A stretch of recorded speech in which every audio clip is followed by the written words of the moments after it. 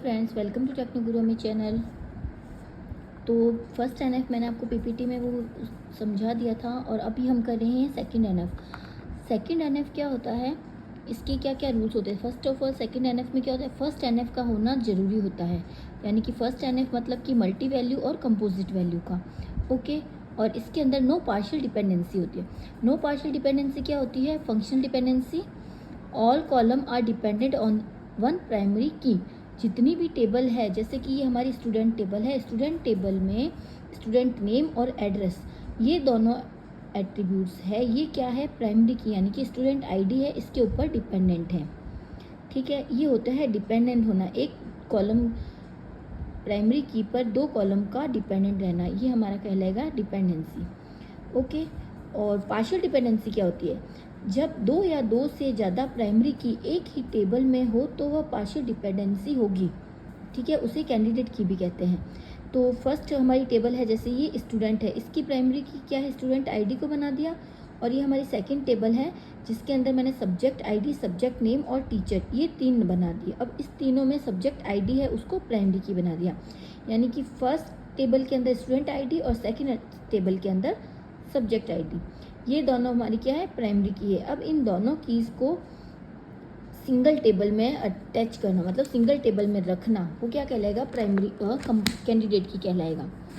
Okay, then हम देखते हैं कीज़ के एट्रीब्यूट्स को लेके हमने एक नई टेबल क्रिएट की है जिसके अंदर हमने कैंडिडेट की को शो किया है। कैंडिडेट की क्या होगी, ये पूरी एक टेबल है, इसके अंदर एक स्टूडेंट आईडी है और एक सब्जेक्ट आईडी है। ये दोनों क्या है, प्राइमरी कीज़ है। ठीक है, तो ये दोनों प्राइमरी की सिंगल टेबल के अंदर क्या कहलाएगी, कैंडिडेट की कहलाएगी। ओके, फर्स्ट कंडीशन तो हमारी हो गई कि नो पार्शियल डिपेंडेंसी। और सेकंड कंडीशन क्या है, there are must not be any partial dependency, कोई भी पार्शियल डिपेंडेंसी नहीं होनी चाहिए। ये हमारी सेकंड कंडीशन है सेकंड एनएफ की। जैसे कि हमारी ये फर्स्ट टेबल है, स्टूडेंट आईडी और फिर है कोर्स आईडी, फिर है कोर्स फीस, ये हमने एक टेबल क्रिएट की है। फिर इसके अंदर हमने सिंटेक्स, जैसे हमारा क्या होगा, पार्शियल डिपेंडेंसी का मतलब क्या होगा, स्टूडेंट आईडी और कोर्स आईडी, ये दोनों हमारी क्या है, स्टूडेंट आईडी, कोर्स आईडी और कोर्स फीस, ये तीनों एट्रीब्यूट इन दोनों के ऊपर डिपेंडेंट रहेंगे। ओके, जैसे कि हमारा ये हो गया कोर्स आईडी है, ये जो कोर्स आईडी है ये किसके ऊपर डिपेंड रहेगी, कोर्स फीस के ऊपर। ठीक है, तो ये क्या कहलाएगी, पार्शियल डिपेंडेंसी। पार्शियल डिपेंडेंसी का मतलब अगर हम नॉर्मल वे में देखें तो जब भी कोई ऐसा एट्रीब्यूट, यानी कि एक ऐसा एट्रीब्यूट जो किसी दूसरे एट्रीब्यूट पर डिपेंडेंट रहेगा, यानी कि अगर स्टूडेंट आईडी है और कोर्स आईडी है तो इन दोनों पे ये वाला कॉलम कोर्स फीस का जो एट्रीब्यूट है ये इसके ऊपर डिपेंडेंट रहेगा, तो ये क्या कहलाएगी, पार्शियल डिपेंडेंसी कहलाएगी। ठीक है, और डेफिनेशन अगर हम देखें कि पार्शियल डिपेंडेंसी क्या होती है, if a non prime attribute is determined by a part of candidate key, the functional dependency is partial dependency.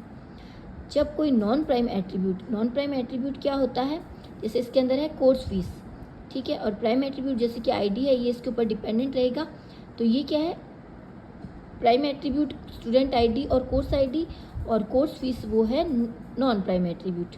ठीक है, तो ये जब भी एक दूसरे के ऊपर डिपेंडेंट रहेंगे, ये क्या है, पार्ट ऑफ कैंडिडेट की है, और ये फंक्शनल डिपेंडेंसी भी कहलाएगी, यानी कि किसी के ऊपर डिपेंडेंट रहेगी, तो ये हमारी क्या कहलाएगी, फंक्शनल डिपेंडेंसी।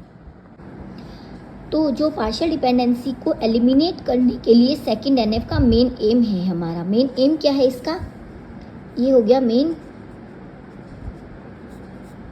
एम है हमारा, to eliminate the partial dependency. ठीक है, तो हमारी एक टेबल थी, जैसे अभी मैंने आपको डिस्क्राइब किया था कि स्टूडेंट आईडी है, ये कोर्स आईडी है और कोर्स फीस है, ये कोर्स फीस वाला एट्रीब्यूट ये इन दोनों पे डिपेंडेंट रहेगा। ठीक है, तो ये तो पार्शियल डिपेंडेंसी। अब इस पार्शियल डिपेंडेंसी को रिमूव करना है, उसको एलिमिनेट करने के लिए हमें क्या करना होगा, फर्स्ट ऑफ ऑल तो स्टूडेंट आईडी है वो और कोर्स की आईडी, ये इन दोनों एट्रीब्यूट की एक नई टेबल बन जाएगी, तो ये एक दूसरे के आपस में डिपेंडेंट नहीं रहेंगे। ठीक है, और जो नेक्स्ट हमारी सेकंड टेबल हम बनाएंगे, एक तो कोर्स आईडी की और एक कोर्स फीस की।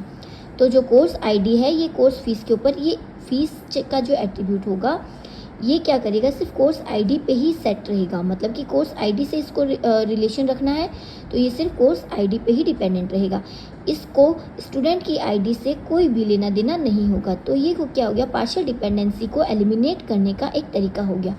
तो मेनली हम देखें कि सेकंड एनएफ, तो फर्स्ट ऑफ ऑल तो हमारा क्या रहेगा, सेकंड एनएफ में first of all first NF का होना, फर्स्ट एनएफ मतलब कि composite and multi value. Okay, first NF तो ये हो गया, और सेकंड में मेन क्या होगा, पार्शियल डिपेंडेंसी को रिमूव करना, पार्शियल डिपेंडेंसी रिमूव। ओके, ये जो दो कंडीशन है ये क्या होगा, हमारा सेकंड एनएफ के अंदर शो करना है। तो सेकंड एनएफ का अंदर मेन हमारा रहेगा पार्शियल डिपेंडेंसी को रिमूव करने का एम। ठीक है, फिर नेक्स्ट हम देखते हैं थर्ड एनएफ। थर्ड एनएफ क्या होता है, थर्ड नॉर्मल फॉर्म क्या होगी। सबसे पहले तो देखो मैंने आपको बताया भी फर्स्ट एनएफ क्या होती है, compose multi value attribute. Second NF रहेगा पार्शियल डिपेंडेंसी को एलिमिनेट करना। ठीक है, इसके अंदर पार्शियल डिपेंडेंसी यूज होगी। अब आती है हमारी थर्ड एनएफ। थर्ड एनएफ के बीच में कंडीशन क्या क्या रहने वाली है, पहले देखिए, table must be in second NF. Second NF के अंदर रहना, टेबल के अंदर ज़रूरी है कोई भी टेबल के अंदर सेकंड एनएफ का होना। Table must not contain transitive dependency. ठीक है, इसके अंदर क्या होगा, ट्रांजिटिव डिपेंडेंसी को नहीं रखेंगे, मतलब ट्रांजिटिव डिपेंडेंसी को एलिमिनेट करेंगे। फर्स्ट एनएफ था मल्टी वैल्यू कंपोजिट, सेकंड था partial dependency eliminate, and third है ट्रांजिटिव डिपेंडेंसी एलिमिनेट। ओके, अगर कोई टेबल में यह दो कंडीशन हो तो वो क्या कहलाएगा, 3NF। ठीक है, सबसे पहले हम डिस्क्राइब करते हैं कि 3NF किस तरीके से होने वाला है। सबसे पहले देखिए, एक टेबल बनाई है जिसके अंदर एम्प्लॉय आईडी, एम्प्लॉय नेम और मोबाइल नंबर है। अब इस टेबल के अंदर ना तो हमें मल्टी वैल्यू दिख रहा है, कोई भी रिडंडेंसी नहीं है, कोई भी रिपीटेशन नहीं है, कोई भी एट्रीब्यूट का कोई भी कॉलम में। ठीक है, तो ये फर्स्ट एनएफ का तो नहीं है। अब इसके अंदर no composite and no multi value, तो ये तो एट्रीब्यूट था फर्स्ट एनएफ का। एंड नो पार्शियल डिपेंडेंसी, तो first NF and no partial dependency, ये तो क्या हो गया सेकंड एनएफ के अंदर। ठीक है, एंड फंक्शनल डिपेंडेंसी तो क्या था, एम्प्लॉय आईडी है, यानी कि ये एम्प्लॉय आईडी है, ये क्या, इसके ऊपर कौन डिपेंडेंट है, एम्प्लॉय का नेम एंड मोबाइल नंबर। ये दो जो एट्रीब्यूट है ये क्या है, एम्प्लॉय आईडी के ऊपर डिपेंडेंट रहेंगे। ठीक है, तो ये तो हमारा हो गया फंक्शनल डिपेंडेंसी का। इसके अंदर हमें 3NF के अंदर हमें रिमूव क्या करना है, ट्रांजिटिव डिपेंडेंसी। तो फर्स्ट एनएफ मैं आपको बता चुकी हूँ कि किस तरीके से हमारी रहने वाली है। और सेकंड कंडीशन क्या है कि अगर कोई prime attribute non prime attribute पे डिपेंडेंट है, और जो नॉन प्राइम एट्रीब्यूट है वो नॉन प्राइम एट्रीब्यूट पे डिपेंडेंट है, तो वो क्या कहलाएगी, ट्रांजिटिव डिपेंडेंसी कहलाएगी। जैसे कि अगर हम देखते हैं, जैसे ए बी से डिपेंडेंट है एंड बी सी से डिपेंडेंट है, तो ए है वो सी से इनडायरेक्टली डिपेंडेंट हो जाएगा। जैसे कि अगर एग्जाम्पल के थ्रू हम देखते हैं कि हमारी ये हम देखते हैं हमारी एक एम्प्लॉय आईडी है।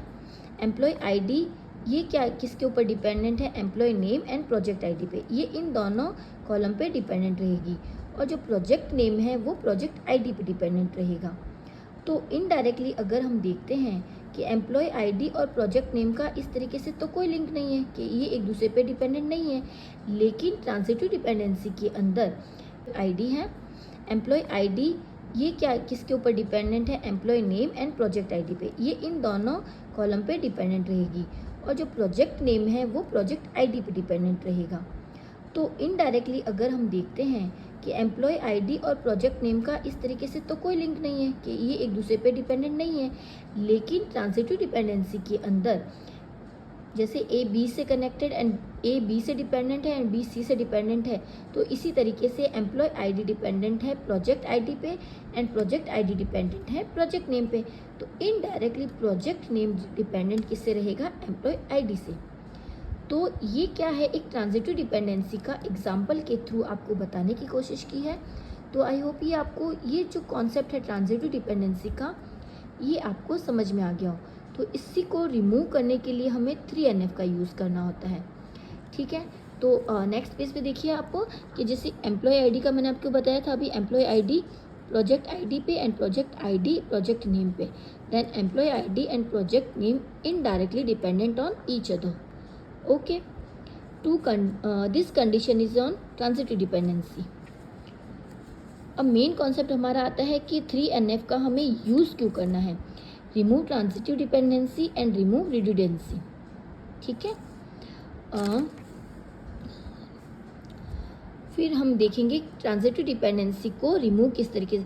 टेबल में ट्रांजिटिव डिपेंडेंसी नहीं होना चाहिए. 3NF की मेन कंडीशन क्या है, ट्रांजिटिव डिपेंडेंसी नहीं होनी चाहिए एंड सेकंड NF टेबल में होना चाहिए. ठीक है. वो क्या कहलाएगी, ये दोनों कंडीशन अगर एक टेबल में है तो ये दोनों कंडीशन क्या कहलाएगी हमारी, ये और ये दोनों क्या कहलाएगी 3NF. ठीक है. तो 3NF के लिए हमें जैसे एम्प्लॉय आईडी थी, ये हमारी प्राइमरी की बना दी थी हमने इसको, ये हमारी प्राइमरी की है. Employee name and project ID, ये तो हो गई हमारी एक टेबल. ये रिमूव करने के लिए हमने क्या किया, टेबल 1 इसमें क्रिएट कर दिया एंड सेकंड टेबल हम करेंगे project ID and project name. तो ये भी होगी प्राइमरी की, ये हो गया प्रोजेक्ट नेम. तो सेकंड टेबल हमारी रहेगी ये. ठीक है. तो इस तरीके से अगर हम दो टेबल्स को अलग अलग कर लेंगे तो क्या होगा, ट्रांजिटिव डिपेंडेंसी को रिमूव किया जा सकता है जिससे 3NF का यूज़ हो सके. ओके. जैसे हमने जो थर्ड टेबल थी, लास्ट जो कंक्लूज़न हमारा जो निकला है, जैसे कि प्रोजेक्ट आईडी का हो गया एंड प्रोजेक्ट नेम हो गया हमारा. तो ये जो लास्ट का जो कंक्लूज़न है ये हमारी किस टेबल के थ्रू निकला है, ये आप टेबल देखिए इसके अंदर. जैसे एम्प्लॉय आईडी हो गया, project ID and project name, ये जो मेन दो है लास्ट के एट्रीब्यूट, ये क्या है हमारे इंडिपेंडेंट है, यानी कि ये सिर्फ इससे कनेक्टेड है. और एक टेबल ये हो गया और एक टेबल हमारा हो गया employee ID, employee name and project ID, ये हो गई हमारी दूसरी टेबल. ठीक है. फर्स्ट एंड सेकंड, ये दो टेबल्स बन जाएगी. तो इसके अंदर हमें 3NF के अंदर क्या देखना है, सबसे पहले सेकेंड NF होना चाहिए, यानी कि रिपीटेशन नहीं होना चाहिए. अब जैसे मेरी टेबल में थोड़ी बहुत मिस्टेक्स है, थोड़ा एट्रीब्यूट्स का थोड़ा जो मैंने एंट्री की है डेटा की, ये थोड़ा मिसमैच हो गया, तो आप प्लीज़ इसे थोड़ा इग्नोर करते हुए सिर्फ जो मैं समझाना चाह रही हूँ आप इस तरीके से देखिए कि जो 1 2 3 ये जो प्रोजेक्ट आईडी है ये क्या हो रही है, इसमें रिपीट हो रही है. तो इसमें क्या करेंगे, रिमूव रिपीटेंसी होना चाहिए. तो ये हमारी हो गई सिर्फ 1 2 3 का. एंड जो ABCD ये जो हमारे प्रोजेक्ट का नेम है, जैसे ये रिपीट हो रहा है एंड EFGH ये रिपीट हो रहा है.